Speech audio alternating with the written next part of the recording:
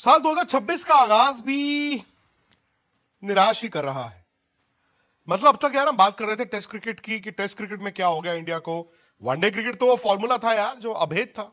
One day cricket में India के आसपास कोई नहीं था, लेकिन साल का आगाज एक और वनडे सीरीज में भारत की हार। स्कोरबोर्ड पहले मैं आपके सामने डालता हूं, आप स्कोरबोर्ड पर नजर डालिए कि भारत ने आज किया क्या है। इंडिया ने 337 रन खाए, इंडिया की विकेट भी गिर गई, फिर इंडिया की दो पार्टनरशिप्स हुई, विराट कोहली ने चमत्कारिक 100 भी बनाया और एक स्टेज पर तो मुझे लगा विराट ने ये मैच जिता देना, वो आउट हो गए, इंडिया मैच हार गया। जनाब आप ना सिर्फ ये मैच हारे हो, आज के मैच में अगर हम सिर्फ ये कह दें कि विराट ने क्या बैटिंग की और बाकी उसके पीछे छिप जाए तो गलत होगा।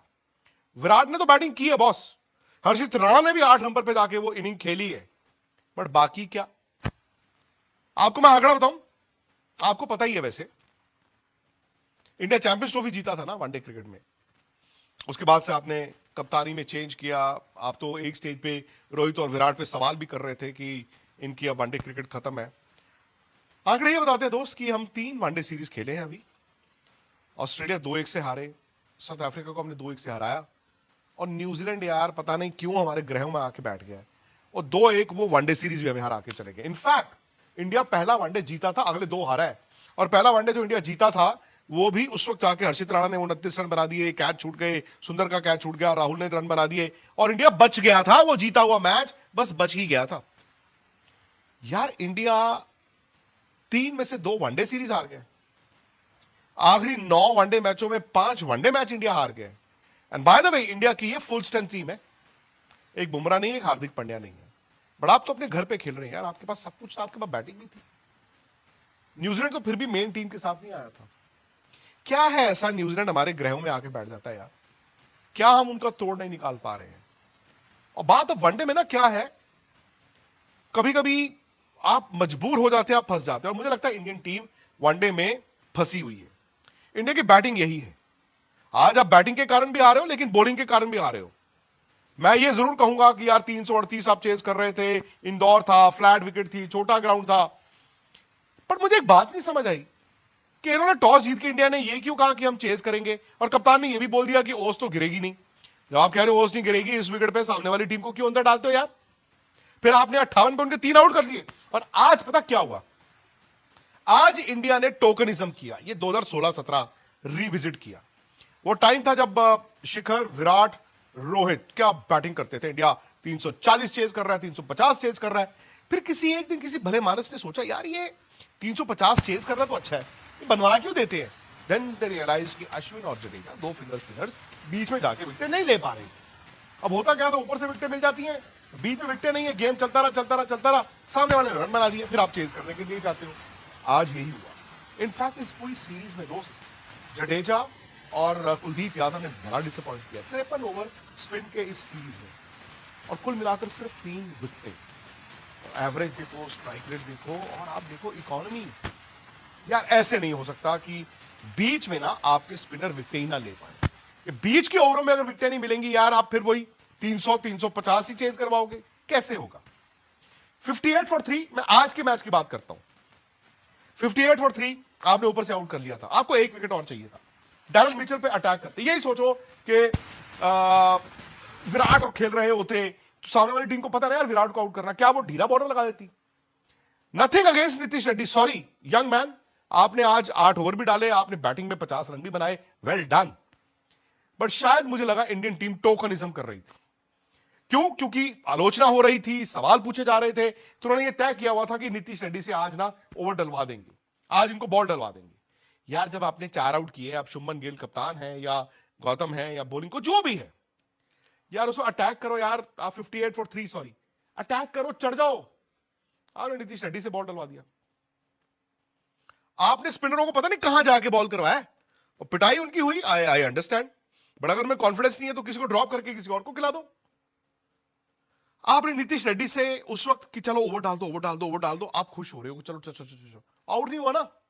इंदौर में बैट्समैन सेट हो गया, वो 5 ओवर नहीं भी रन बनाएगा उसको फर्क नहीं पड़ता, वो उसके बाद ऐसा फेंटा लगाएगा आपको, वही हुआ।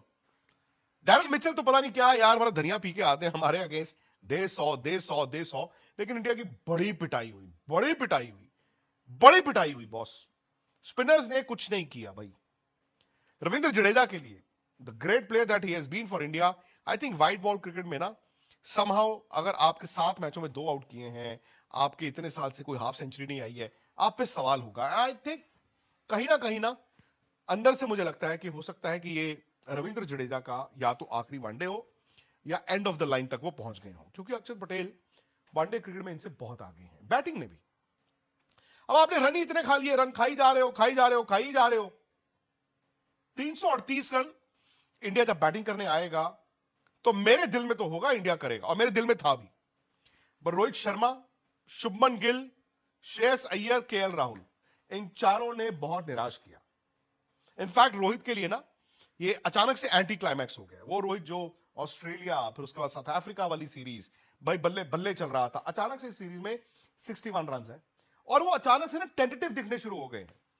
आई नो अभी वर्ल्ड कप 2027 का सवाल अभी नहीं होगा उनपे, क्योंकि ठीक है आप ये सोचोगे अरे यार उन्होंने रन बनाए थे, कोई बात नहीं, बट अभी वक्त बहुत ज्यादा है। ऐसी एक आधी और अगर खराब सीरीज आ गई ना तो सवाल पूछने वाले लोग दोबारा आ जाएंगे। शुभमन गिल 250 बनाए, नो डाउट। आज ना उनकी कप्तानी, जैसे मैंने पहले भी कहा, जब आपने 3 आउट कर लिए, गर्दन पकड़ लिया यार, मरोड़ दो ना, वो खोल देते हैं कप्तान के तौर पर। और आज क्या हुआ, बॉल हिला, जो उनकी कमजोरी है, अंदर आया, वो आउट हो गए। श्रेयस अय्यर ने वो छोटे बॉल को ऐसा मार दिया, केएल राहुल आउट हो गए, मैच खत्म था दोस्त। वो अकेडमिक इंटरेस्ट था कि क्या विराट कितनी देर तक ले जाएंगे इंडिया को सम्मानजनक स्थिति में। नीतीश और उनकी पार्टनरशिप हुई।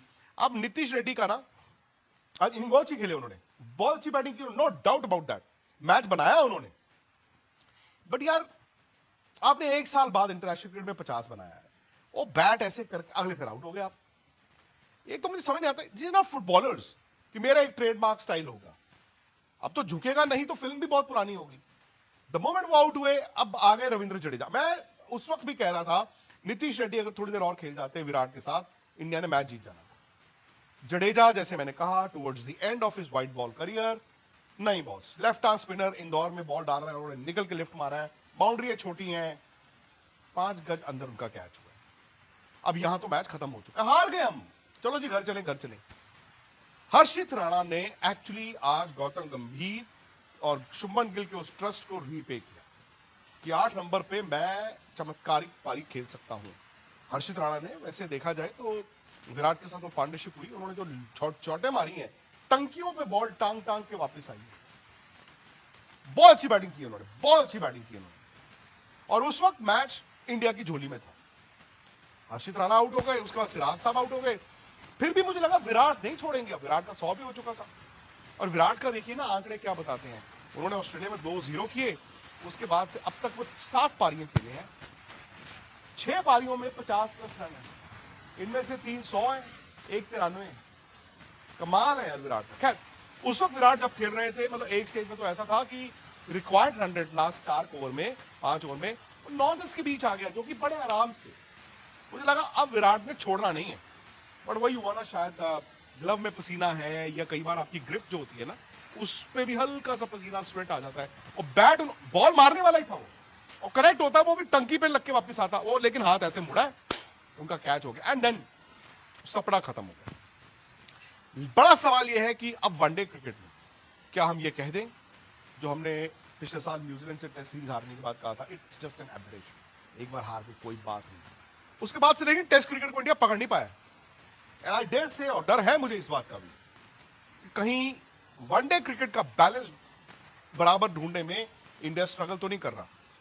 क्या इंडिया अपने बेस्ट कम से कम 4 विकेट टेकिंग बॉलर्स को खिला रहा है जो विकेटें लें? क्या आपके स्पिनर्स वो हैं दोनों जो बीच में विकेटें ले सकते हैं? क्या आप उन स्पिनरों को कॉन्फिडेंस दे रहे हो? बीच में अगर यार आपके स्पिनर 15-18 ओवर डालते हैं और विकेट ही नहीं मिलता है, तो गेम तो चलाते रहेगी ना सामने वाली टीम।